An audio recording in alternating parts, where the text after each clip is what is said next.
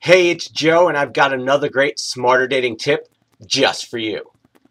Now, before I get into the details of today's tip, I'm going to ask you another question.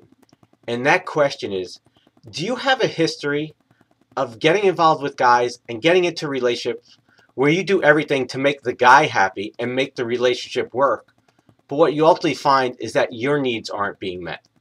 Well, if that describes you, you're going to love this video, because today we're going to talk about something that I call healthy selfishness. See, because in life, we're brought up to believe that being selfish is wrong and being selfish is bad. And I don't think that that's always true, especially in a relationship. Now, I know from where I speak because I spent 3 years in a relationship where I tried to make somebody else happy. I tried to do everything and anything in my power to make the relationship work and to make her happy. But what I found is that I was miserable. You ever been there? Well, what I ultimately learned is that I had certain needs. There were things that I needed from my partner that just weren't being met. And as a result of that relationship, I developed a process that I call the checklist for love. And the checklist for love simply helps you decipher what it is that you need in order for you to be happy and fulfilled. Because once you figure out what you need in order for you to be happy and fulfilled, and those things are there, then you're more free to be your true self, to give to the other person. So the best way I can explain it is if you've ever traveled and you've been on an airplane, and you know they do the pre-flight boarding instructions, and they say, in the event of change in cabin pressure and the oxygen mask drop down, is that you have to put them on yourself first. Because if you don't put them on yourself first, you don't get that oxygen, you're no good to anybody else. Well, that's the way these needs work in our life, is that you need to be selfish. You need to realize that I need these things in order for me to be happy and fulfilled. Because if I don't get them, I'm going to be miserable, and ultimately the relationship isn't going to be the type that I'm ultimately looking for. So what I suggest is when you date and when you get involved with a guy, make sure that your needs are being met from the very beginning. Because if they're not being met from the beginning, guess what? They're not going to be met in the future. And this is one of the biggest mistakes we've all made. It was the biggest mistake I made in the past. Because I thought things were going to change. I thought things were going to get better. And she was even telling me that.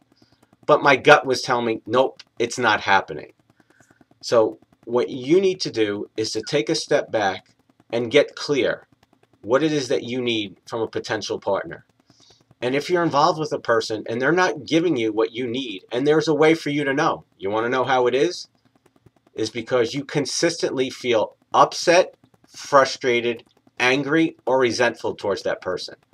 So if you're experiencing any of those negative emotions on a consistent basis, it simply means that your needs aren't being met.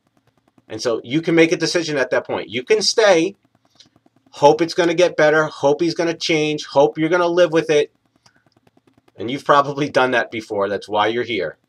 Or you can realize it's not going to be what you want, and you simply learn to move on and find that person.